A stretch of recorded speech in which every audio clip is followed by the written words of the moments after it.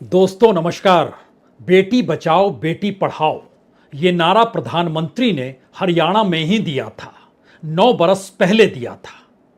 और इस देश में किसानों की आय दुगनी हो जाएगी, इसका जिक्र हरियाणा से सटे पंजाब में पहली बार किया और दूसरी बार हरियाणा में ही किया। उसके बाद वो छत्तीसगढ़ चले गए। यानी किसान और बेटी, इन दो परिस्थितियों के भीतर हरियाणा का संघर्ष राजनीतिक तौर पर आकर बीजेपी के खिलाफ खड़ा हो चुका है। क्योंकि बेटी के संघर्ष की गाथा हरियाणा से निकलकर जब जंतर मंतर पर पहुंची, उस वक्त प्रधानमंत्री ने ही आंखें बंद कर ली या फिर कहें अपने मुंह को मोड़ लिया।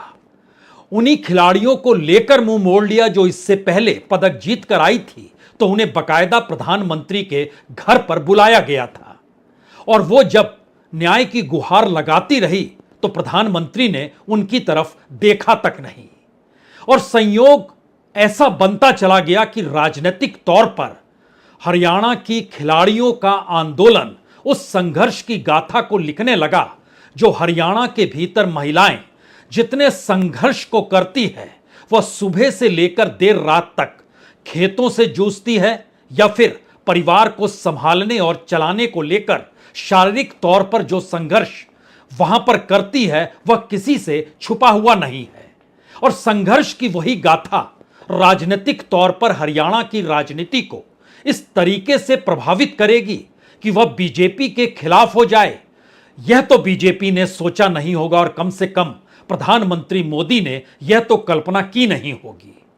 और इसी दौर में किसानों के आंदोलन को लेकर सरकार का जो रुख रहा, वह रुख पूरे तरीके से किसानों की निजी भावना नहीं, बल्कि उनकी जिंदगी और उनकी पेट की कमाई को काटने को लेकर जिस आर्थिक सुधार से इस देश के किसानों के सुधार को जोड़ने की कोशिश कॉरपोरेट के संग खड़े होकर प्रधानमंत्री मोदी ने की, उस रिफॉर्म को वापस लेते वक्त भी उन्होंने माफी यह कहकर मांगी, गलती हो गई और लगता है हम समझा नहीं पाए। गुरु पूर्णिमा के दिन 1 बरस से चला आ रहा किसान आंदोलन थम तो गया, लेकिन छिटपुट तरीके से यह सवाल बड़ा होते चला गया। एक तरफ प्रधानमंत्री ने किसानों की आय दुगनी हो जाएगी इसका जिक्र किया था, और दूसरी तरफ लागत इतनी बढ़ती चली गई कि आय कम हो गए और किसानों की मुश्किल उसी कोऑपरेटिव या उन्हीं मंडियों में जाकर उलझती चली गई जहां पर उनकी अनाज खरीद उन पैसे वालों के हाथों में टिक गई। वो जैसे चाहें, जिस रूप में चाहें, जो रकम दें, उसी रकम के आसरे उन्हें अपनी जिंदगी चलानी होगी। और हरियाणा की राजनीति में यह संघर्ष भी जाकर जुड़ चुका है। इसका बहुत छोटा सा असर लोकसभा चुनाव में नजर आया। और लोकसभा चुनाव के भीतर 2 सच बहुत साफ तौर पर निकल कर आए कि 2019 की तुलना में या 2014 की तुलना में भी तकरीबन 12 और 16% ज्यादा वोट किसानों के इंडिया गठबंधन नहीं कहें, बल्कि वहां तो सीधे तौर पर कांग्रेस थी, उसके हक में चले गए। और इसी तरीके से महिलाओं के तकरीबन 17% वोट बढ़ गए कांग्रेस के पक्ष में। यानी एक मुश्त जो लगभग 50, 60, 65% तक वोट बीजेपी के साथ रहते थे, 2014 में रहे, 2019 में रहे। 2024 के लोकसभा चुनाव में वो घटकर 35 और 40% पर आकर टिक गए। यानी राजनीतिक तौर पर बीजेपी की अपनी बनाई स्लोगन की राजनीति चुनाव में ढहने लगी। और यह सवाल बड़ा हो गया कि 2024 के लोकसभा चुनाव के तुरंत बाद जो पहला चुनाव हरियाणा में होना है, वह कौन सा गुल खिला देगा। और शायद यही वो प्रक्रिया रही जिसमें बीजेपी के अपने सर्वे ने यह मान लिया कि बीजेपी तो चुनाव हार चुकी है। और इस हारे हुए चुनाव को जिताने की प्रक्रिया तभी संभव है जब बीजेपी का वह कोई नेता जनता से वोट मांगने नहीं जाए। यानी जनता का सामना उन नेताओं मंत्री को नहीं करना है जिन्होंने बीते 10 बरस तक सत्ता भोगी है, क्योंकि जनता के भीतर गुस्सा है। और शायद यही वो सोच रही जिसमें जो भी पॉलिटिकल दूसरी पार्टी का नेता निकलकर बीजेपी में शामिल हुआ, बीजेपी ने उसे टिकट दे दिया और बीजेपी यह मानकर चलती चली गई कि बीजेपी के लोग चुनाव जीत नहीं सकते हैं, जनता उन्हें देखना चाहती नहीं है। और कहीं ऐसे दृश्य सामने ना आने लगे जहां पर गांव दर गांव में बीजेपी के नेताओं को वहां के वोटर दौड़ाने लगे। इस परिस्थिति से बचना है तो कम से कम 60% टिकट उन लोगों को दे दीजिए जिन्होंने सोचा नहीं होगा कि बीजेपी का टिकट उन्हें मिलेगा, या फिर बिल्कुल नए चेहरे इस कतार में खड़े होंगे। और हुआ यही। आज भी जो सूची जारी हुई उसमें ना तो शिक्षा मंत्री को टिकट दिया गया और ना ही हेल्थ मिनिस्टर को टिकट दिया गया। हेल्थ सेक्रेटरी को दे दिया गया लेकिन हेल्थ मिनिस्टर को नहीं दिया गया। यानी जो चेहरे राजनीतिक तौर पर हरियाणा में बीजेपी के थे, उसको लेकर दिल्ली में जो बैठकें हो रही थी, उस सिलसिले में अब यह बात सामने आ रही है कि दरअसल बीजेपी मान चुकी है कि हरियाणा में उसकी जीत मुश्किल है और जीत को कहीं ना कहीं संघर्ष के रास्ते अगर उतरना है और उतारना है तो दो ही रास्ते बचते हैं। एक रास्ता विनम्रता का है, यानी जो भी वोट मांगने जाए वो विनम्र होकर जाए और इस अंदाज से जाए कि उसने गलती की है। यानी हरियाणा के भीतर बीजेपी जब वोट मांगे, उम्मीदवार जो टिकट लेकर पहुंचे वो इतना विनम्र तो हो ही जाए कि गलती तो हुई है। और इस गलती से आक्रोश में तो आरएसएस भी थी, बीजेपी का कैडर भी था, बीजेपी के कार्यकर्ता भी थे, क्योंकि खट्टर सरकार और आम लोगों के बीच में नौकरशाही एक दीवार की तरह खड़ी थी और खट्टर सरकार लगातार नौकरशाही पे भरोसा करती चली गई। समलेखा में फरवरी मार्च के महीने में जब आरएसएस की बैठक हुई, उसने कहा तुरंत खट्टर को हटा दीजिए, लेकिन तब दिल्ली में मंथन हुआ, मत हटाइए, लोकसभा के चुनाव आ रहे हैं, रुक जाइए, समझिए तब तक क्या परिस्थिति बनती है। लेकिन पानी तो सर के ऊपर से गुजरने लगा था और गुजरता चला गया। अब यहां पर दो दूसरे सवाल निकल कर आए। विनम्रता के साथ माफी मांगी है। माफी मांगने की प्रक्रिया में जनता के बीच जब जाएं तो माफी मांग लीजिए और उसके समानांतर मोहल्ला दर मोहल्ला स्वयंसेवक जुटेगा, कार्यकर्ता जुटेगा, उसको लगा दिया गया, क्योंकि आपके पास कुछ बचेगा नहीं अगर यहां पर सत्ता पलट गई। और हरियाणा दिल्ली से सटा हुआ है, दिल्ली में उसकी धमक है। फरीदाबाद और गुड़गांव दोनों बड़े रईस जिले हैं और दूसरी तरफ पंजाब की तरफ लगते हुए भी हरियाणा के जो जिले हैं वह भी कम रईस नहीं है। लेकिन हरियाणा के भीतर का संकट अगर किसान और महिलाओं से जुड़ा है तो वहां पर बेरोजगारी भी चरम पर है। यह आंकड़े भी बार बार दिए गए। स्थिति तो यहां तक आ गई कि जब CMIE ने बताया कि बेरोजगारी का आंकड़ा 42% तक पहुंच गया है हरियाणा के भीतर, तो वहां के मुख्यमंत्री खट्टर ने कहा हम उनके खिलाफ मुकदमा कर देंगे।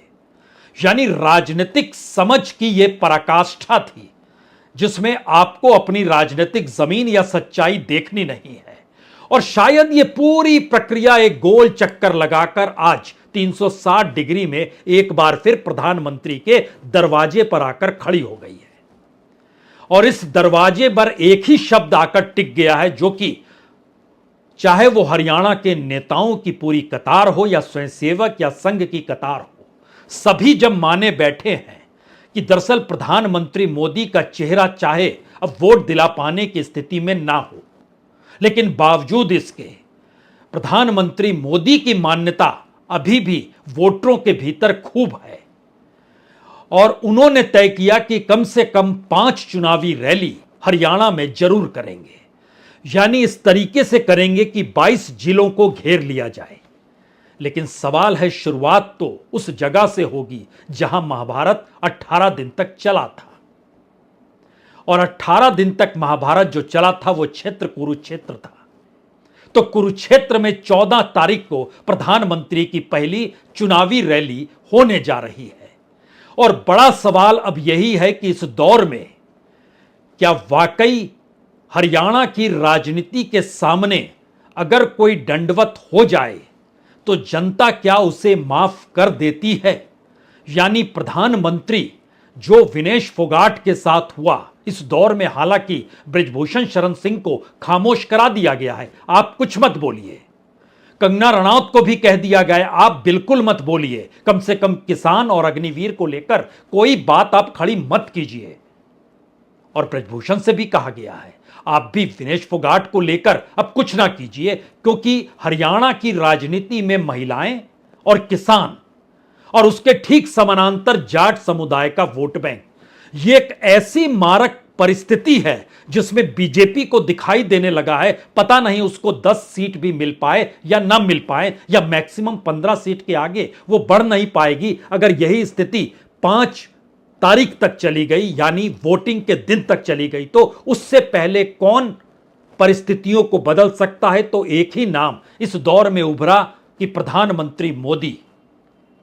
और यह सवाल वाकई बड़ा है, क्या प्रधानमंत्री मोदी ने जिस तरीके से गुरु पूर्णिमा के दिन जो किसानों को लेकर 3 रिफॉर्म लेकर आए थे उस पर माफी मांगी थी, हालांकि तब उन्होंने यह भी कहा था हम समझा नहीं पाए, लेकिन माफी मांगी थी, तो क्या इस तर्ज पर कुरुक्षेत्र में प्रधानमंत्री मोदी महिलाओं के संघर्ष की गाथा के सामने नतमस्तक हो जाएंगे? और जो कुछ हुआ, जिस तर्ज पर हुआ, उसमें निशाने पर उस दौर का हो सकता है खेल मंत्रालय हो, कुछ नेताएं हो, नेताओं के तौर पर कुछ नाम निकल कर आए, लेकिन प्रधानमंत्री मोदी की मौजूदगी और माफी की परिस्थिति किस दिशा में जाएगी, ये राजनीतिक तौर पर क्या असर करेगी, ये तो शायद अभी कहा नहीं जा सकता है। लेकिन रास्ता क्या एकमात्र यही है, और ये विनम्रता और माफी का सुझाव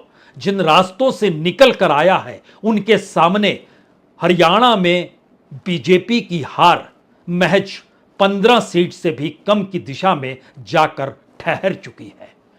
और अब इसी अंदाज में, उसी विनम्रता के साथ और माफी के अंदाज में अलग अलग तरीके से वहां के मुख्यमंत्री नायाब सिंह सैनी निकले हैं, जो अलग अलग कॉन्स्टिट्यूएंसी में जा रहे हैं।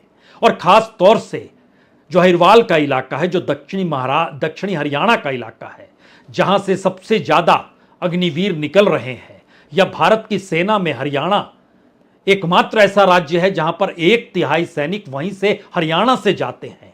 उन इलाकों में जाकर उसी विनम्रता और माफी के अंदाज में नजर अगर मुख्यमंत्री आ रहे हैं, तो संदेश बहुत साफ है, कुरुक्षेत्र में प्रधानमंत्री मोदी माफी मांगेंगे।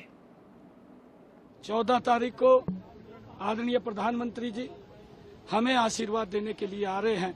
उनके नेतृत्व में हरियाणा और फले फूले ऐसा आशीर्वाद आदरणीय प्रधानमंत्री जी का मिलेगा और हम भव्य स्वागत उनका यहाँ पर करेंगे। असल में नायाब सिंह सैनी कोई मुख्यमंत्री का चेहरा नहीं है। हरियाणा के चुनाव में भी चेहरा प्रधानमंत्री मोदी ही है। और प्रधानमंत्री मोदी जानते हैं कि 2014 का चुनाव और 2019 का चुनाव गजब का था, जब सारी सीटें बीजेपी जीत गई। लेकिन 2024 ने परिस्थितियां डिगा दी। उनके सामने साफ दीवार पर लिखा हुआ है कि बीजेपी की हार कितनी बुरी तरीके से हरियाणा के विधानसभा चुनाव में होने वाली है। क्योंकि अगर वोट बैंक के लिहाज से और प्रधानमंत्री के चेहरे के लिहाज से लोकसभा चुनाव को भी परख लें, तो वहां पर कितने % वोट कैसे कम हो गए, शायद यह हैरान करने वाली परिस्थितियां हैं। क्योंकि 2019 में जाट वोट बीजेपी को 50% मिला था,